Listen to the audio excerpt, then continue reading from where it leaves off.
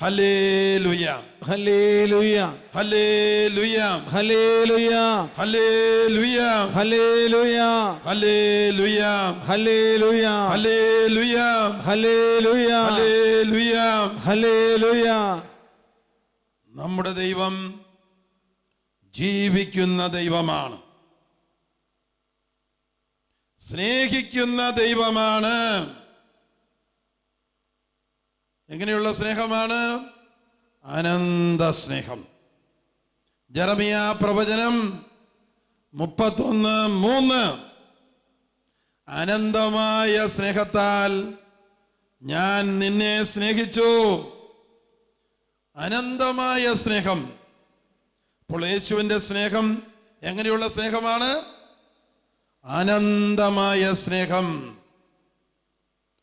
അനന്തമായ സ്നേഹത്താൽ ഞാൻ നിന്നെ സ്നേഹിച്ചു, അതിനാൽ നിന്നോടുള്ള എൻ്റെ സ്നേഹം ശാശ്വതമാണ്, പിൻവലിക്കപ്പെടാവുന്നതല്ല.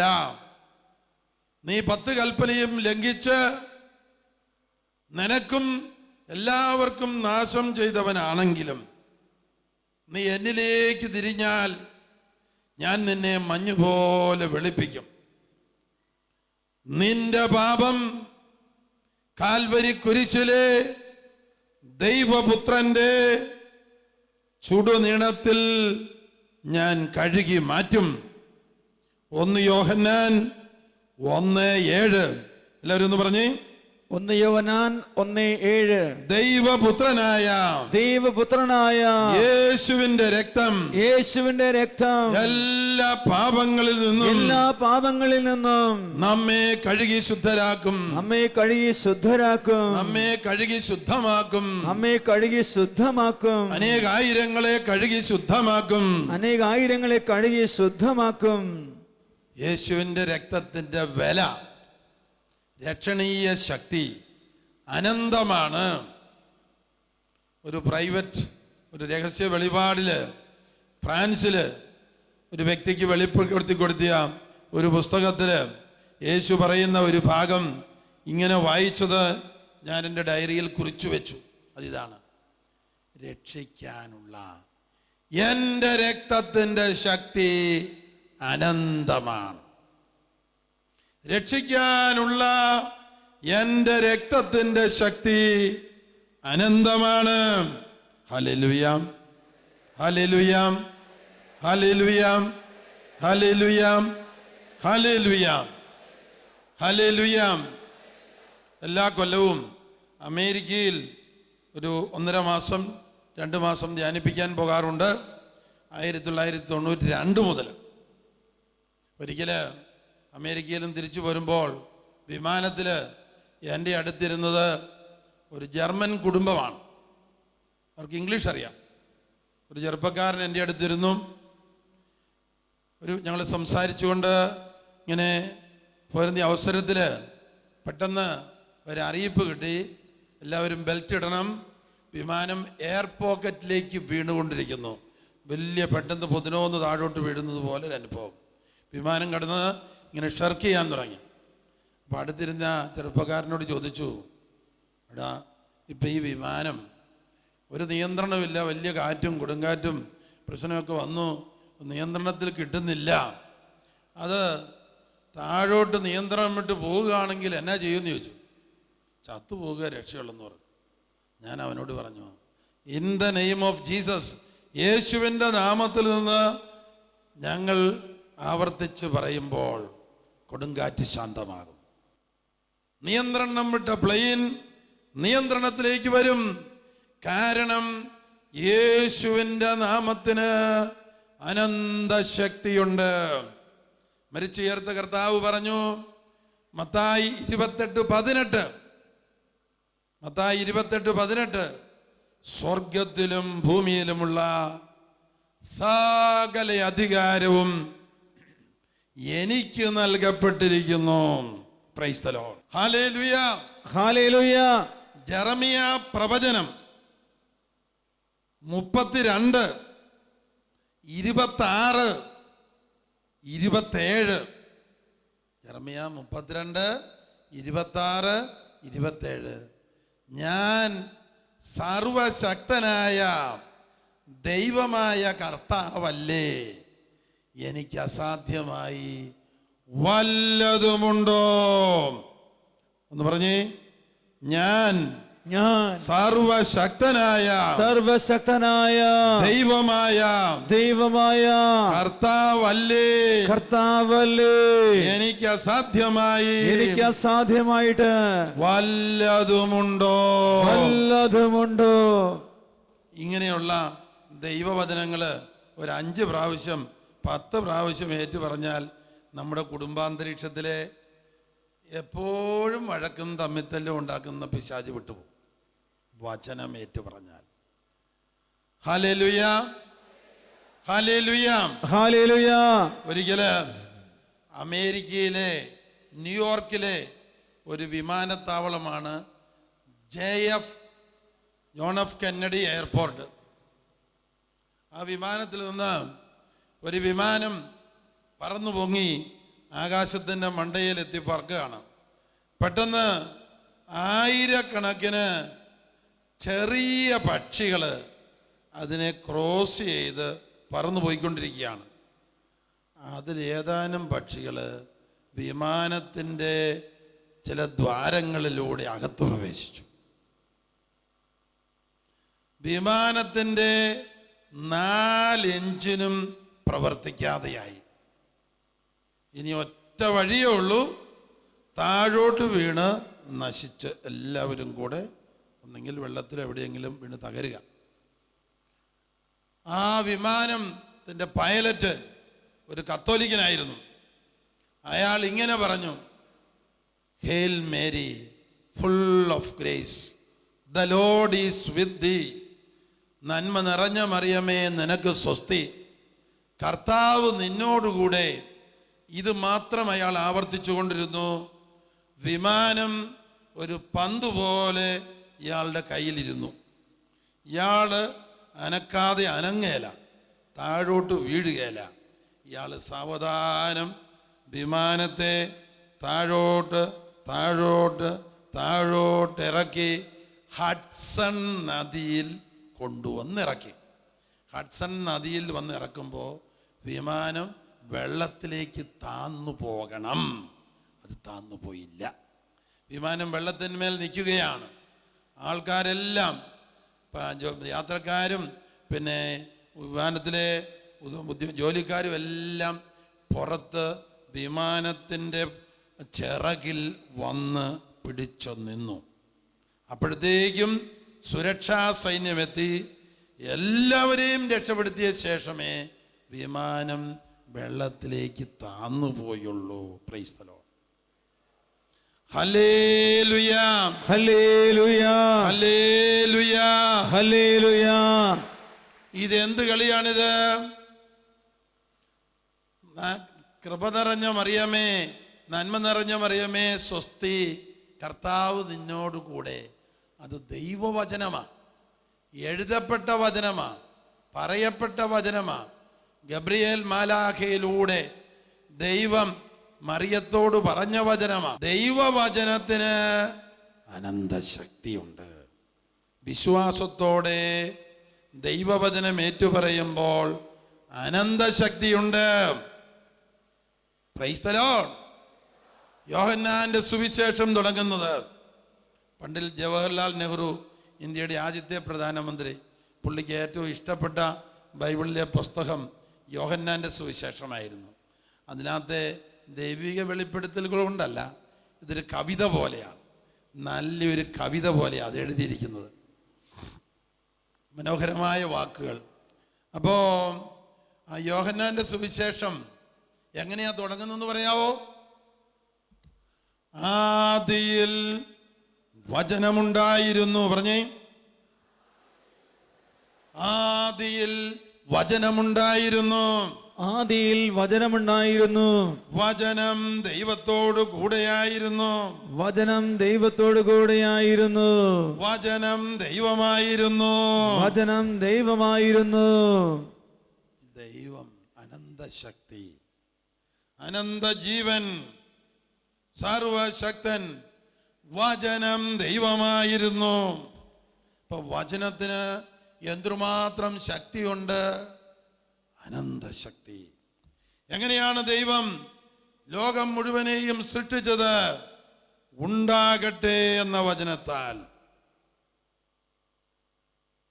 ഭൂമിയേക്കാൾ 1 കോടി മടങ്ങ് വലിപ്പം കൂടുതലുള്ള സൂര്യൻ, സൂര്യനേക്കാൾ വലിപ്പമുള്ള 10,000 കോടി നക്ഷത്രങ്ങൾ, അതിന് ചുറ്റും ഭൂമി ചന്ദ്രനെ പോലെയുള്ള ഗ്രഹങ്ങളും ഉപഗ്രഹങ്ങളും. എത്ര കോടിയാ? 10,000 കോടി നക്ഷത്രങ്ങൾ കണ്ടുപിടിക്കപ്പെട്ടിട്ടുണ്ട്. ഇനി കണ്ടുപിടിക്കാത്തത് വേറെയും. എങ്ങനെ സൃഷ്ടിച്ചു? യേശു തമ്പുരാൻ ഒറ്റ വാക്കുകൊണ്ട് സൃഷ്ടിച്ചു. ഹെബ്രായർ 1:3 പറയുകയാണ്, അതേ വചനത്താൽ ഇന്നുവരെ ഈ പ്രപഞ്ചത്തെ നിലനിർത്തുന്നു. Praise the Lord. Hallelujah, hallelujah, hallelujah, hallelujah, hallelujah, hallelujah, hallelujah, hallelujah. ഇന്തോനേഷ്യയില് ഒരു വിമാനം തകർന്നു വീണു, ഉള്ളവരുടെ എല്ലാം മരിച്ചു. എന്നാൽ അതിനു മുമ്പ് തന്നെ പൈലറ്റ് അറിയിച്ചിരുന്നു, വിമാനം ഒരു പ്രതിസന്ധിയിലൂടെ പോവുകയാണ്, കാലാവസ്ഥ മോശമാണ്, വിമാനം വേറൊരു റൂട്ടിലൂടെ തിരിച്ചുവിടാൻ അനുവാദം വേണമെന്ന് ഇത് കൺട്രോൾ ചെയ്യുന്നിടത്തോട്ട് അറിയിച്ചിരുന്നു. പക്ഷേ യേശു എന്നുള്ളൊരു നാമം പറഞ്ഞിരുന്നെങ്കിൽ കാലാവസ്ഥ വഴിമാറിക്കൊടുക്കും. വേറൊരു നാമത്തിനും ആ ശക്തിയില്ല. യേശുവിൻ്റെ നാമം അനന്ത ശക്തി നാമമാണ്. ഞങ്ങൾ ഈയിടെ ഓസ്ട്രേലിയയിൽ ധ്യാനിപ്പിക്കാൻ പോയി. എയർപോർട്ടിൽ വെച്ച് നമ്മുടെ ബാഗും എല്ലാം അവർ പരിശോധിക്കും. ഈ ഭീകരപ്രവർത്തനമൊക്കെ ഉള്ള കാലമായതുകൊണ്ട് എൻ്റെ കൂടെ ഉണ്ടായിരുന്ന സിസ്റ്റർ തെരേസിൻ്റെ പെട്ടിയിൽ അവരുടെ യന്ത്രമൊക്കെ ഇട്ട് തിരിച്ചു നോക്കി, വല്ല ബോംബോ വല്ലതും ഒക്കെ ഉണ്ടോയെന്നറിയാൻ. അപ്പോൾ ഒന്നുമില്ല, അവർക്കറിയാം. എന്നിട്ട് ഇത് വെള്ളക്കാരൻ ഒരു നല്ല വർത്തമാനം പറഞ്ഞു. എന്നാന്നറിയാമോ? നിങ്ങൾ ഇവിടെ കാലുകൊത്തിയ ഈ നിമിഷം മുതൽ ഓസ്ട്രേലിയയിലെ ക്ലൈമറ്റ് മാറി, കാറ്റും പെരുമഴയും മാറി. ഇന്നുവരെ ഭയങ്കര കാറ്റും മഴയുമായിരുന്നു, ഇത് കാറ്റും മഴയും മാറി. എന്തിനീ വെള്ളക്കാരൻ ഇത് ഞങ്ങളോട് പറയണം? ഇത് സത്യമാണ്, പരിശുദ്ധാത്മാവ് പറയിപ്പിക്കുന്നതാണ്. ഞങ്ങൾ പോരുന്നവരെ അവിടെ പെരുമഴയും കാറ്റുമില്ല. പക്ഷെ ഇന്ത്യയിലേക്ക്, കേരളത്തിലേക്ക് വിളിക്കുമ്പോഴൊക്കെ അവർ പറയായിരുന്നു ഭയങ്കര മഴയാണ്, ഭയങ്കര മഴയാ, കേരളം മുഴുവൻ ഇങ്ങനെ പറയുകയാണ്. ഞങ്ങൾ 24 ദിവസം കഴിഞ്ഞ് തിരിച്ച് നെടുമ്പാശ്ശേരി എയർപോർട്ടിൽ വന്നു, ഭയങ്കര മഴ മാറി.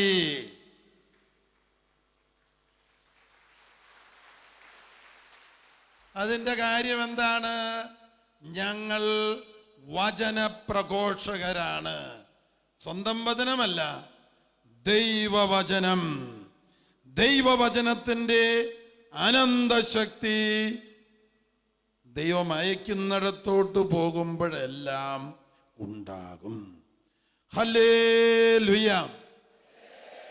Hallelujah, hallelujah, hallelujah, hallelujah, hallelujah, hallelujah, hallelujah, hallelujah, hallelujah, hallelujah.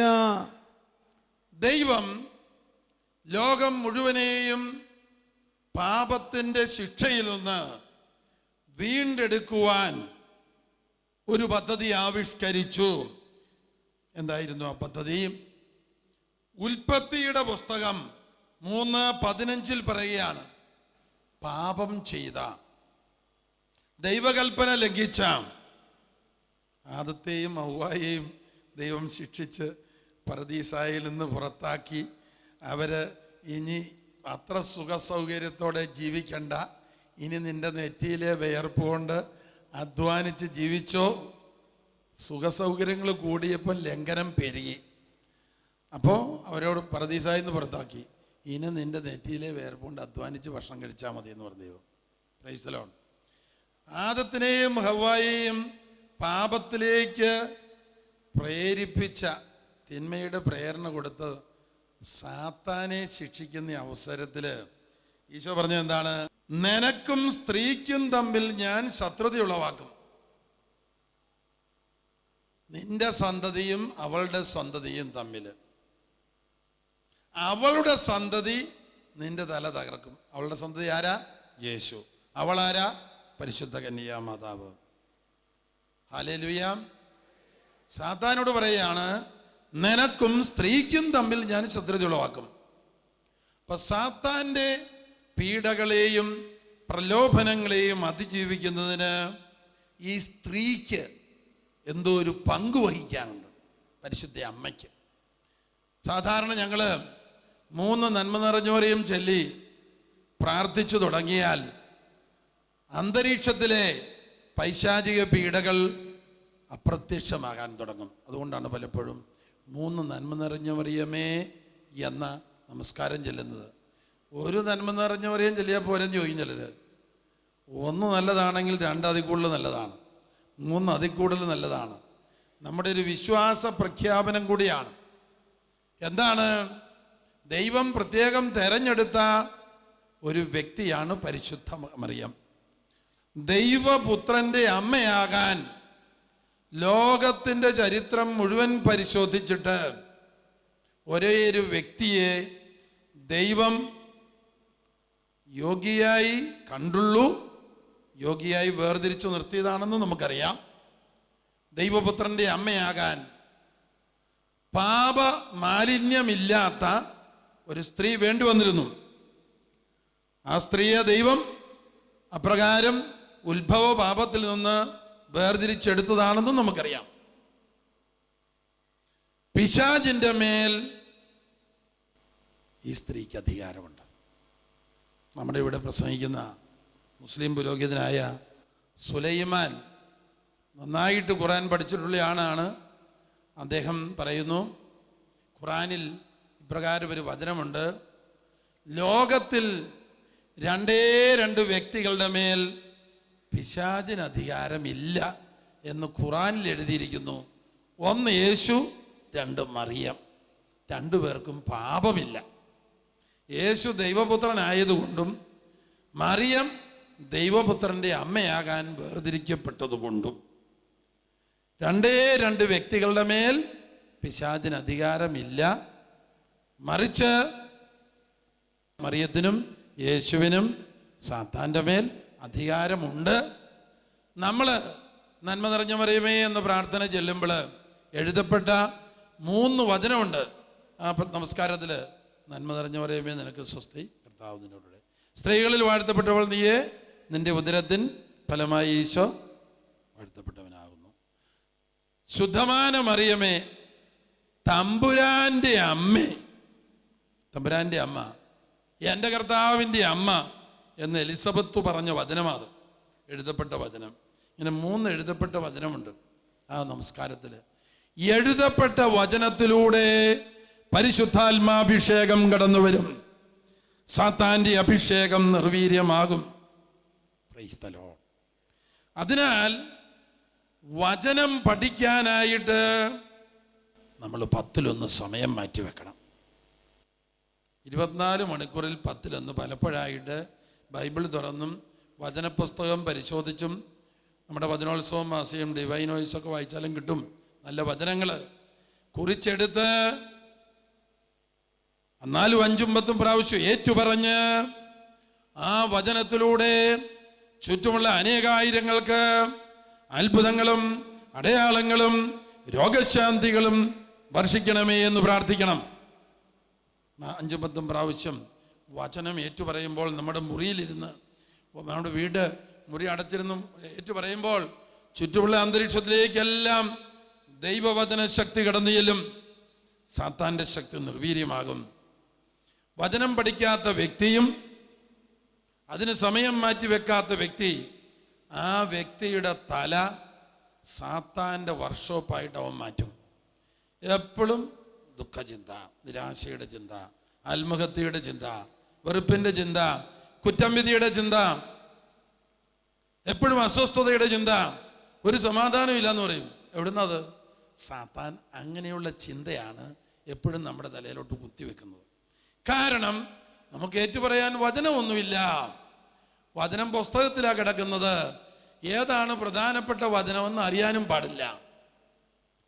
വചനം അറിയത്തില്ല എന്ന് പറഞ്ഞാൽ യേശുവിനെ അറിയത്തില്ല എന്നാണ് അർത്ഥം. അതിനാൽ പ്രിയപ്പെട്ടവരെ, 1/10 സമയം 2.5 മണിക്കൂർ അല്ലെങ്കിൽ 2 മണിക്കൂർ ദൈവവചനത്തിനായിട്ട് മാറ്റിവെക്കുക. അപ്പോൾ പിന്നെ കുടുംബ പ്രാർത്ഥനയ്ക്കും പള്ളിയിൽ പോകാനും അതിന് ഒരു 1/4 മണിക്കൂർ 1 മണിക്കൂർ എല്ലാം കൂടി ഒരു 4 മണിക്കൂറായ കുഴപ്പമില്ല.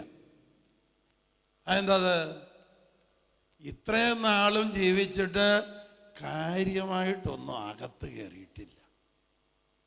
പിന്നെ കയറിയിരിക്കുന്നത് ആരാ? ചെകുത്താൻ. ദുഃഖത്തിൻ്റെ ചിന്ത, നിരാശയുടെ ചിന്ത, വെറുപ്പിൻ്റെ ചിന്ത, എപ്പോഴും അങ്ങോട്ടും ഇങ്ങോട്ടും കുറ്റം പറഞ്ഞ് വഴക്കുണ്ടാക്കിക്കുക, തെറി പറയുക, സ്നേഹരാഹിത്യം, കഠിന ഹൃദയം, മദ്യപാനം, മ്ലേച്ഛ ചിന്ത. ഇത് പരിശുദ്ധാത്മാവ് തരുന്നതല്ല, നമുക്കറിയാം. സാത്താൻ കുത്തിവെക്കുന്നതാണ്. എന്തുകൊണ്ട് അവൻ ഇവിടെ കയറി വിലസാൻ പറ്റുന്നു? നമ്മുടെ കയ്യിൽ നമുക്ക് അത്യാവശ്യമായ വചനശേഖരമില്ല. അതിനാൽ പ്രിയപ്പെട്ടവരെ, ഇത് ഗൗരവമുള്ള ഒരു തെറ്റു തന്നെയാണ്. വചനത്തിനു വേണ്ടി സമയം മാറ്റിവെക്കുന്നില്ല. Praise the Lord. Hallelujah, hallelujah. ടിവിയുടെ മുമ്പിൽ ഒരുപാട് സമയം സീരിയലിൻ്റെ മുമ്പിൽ ചെലവഴിക്കുന്നവരും പശ്ചാത്തപിക്കണം. കാരണം ബഹുഭൂരിപക്ഷം സീരിയലും ഉണ്ടാക്കുന്നത് ദൈവത്തിൻ്റെ ശത്രുക്കളാണ്. എന്തിനു വേണ്ടി? പണത്തിനു വേണ്ടി. ഏതു തിന്മയും എഴുതിയുണ്ടാക്കി ലക്ഷം കോടി രൂപയൊക്കെ കൊടുത്ത് നല്ല അഭിനയിക്കാൻ കഴിവുള്ളവരെ കൊണ്ട് ഇത് അഭിനയിപ്പിക്കും. ഇത് കാണുന്ന അനേകരിലേക്ക് സാത്താൻ്റെ ആത്മാവ് കടന്നു ചെല്ലും. അവർക്ക് പ്രാർത്ഥിക്കാൻ പറ്റുകയില്ല. നിർമ്മലമായ സ്നേഹമില്ല. പ്രിയപ്പെട്ടവരെ, നമ്മളെല്ലാം പശ്ചാത്തപിക്കണം.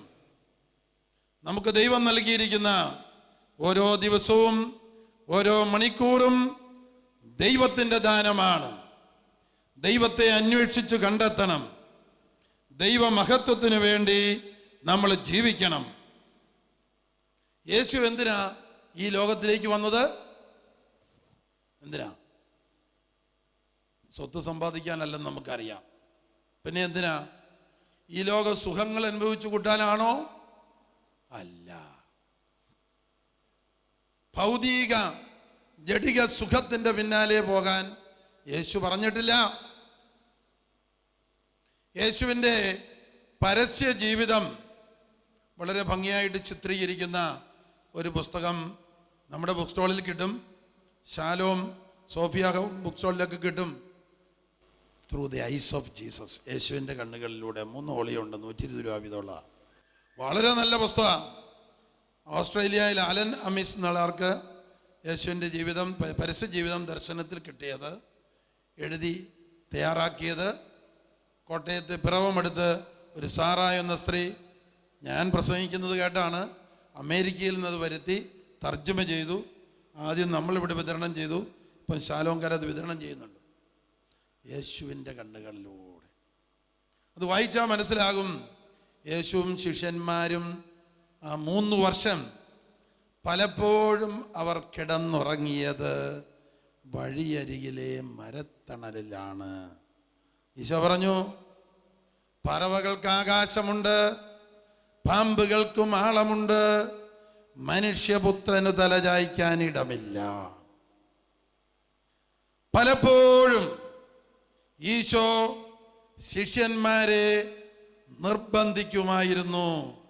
ഒരു ദിവസം മുഴുവനായിട്ട് അവർ നടന്നാണ് പോകുന്നത്, മിഷണറി യാത്ര, ഉപവസിച്ച് നടക്കാൻ പറയും. ഈശോയും അങ്ങനെ തന്നെ ചെയ്തിരുന്നു. ഈശോ 40 ദിവസം രാത്രിയും പകലും ഉപവസിച്ചു. അതുമാത്രമൊന്നുമല്ല, യേശുവിൻ്റെ ജീവിതത്തിൽ ഉടനീളം ഉപവാസത്തിൻ്റെ അരൂപി ഉണ്ടായിരുന്നു എന്ന പുസ്തകം വായിക്കുമ്പോൾ അറിയാൻ പറ്റും. Hallelujah, hallelujah, hallelujah, hallelujah.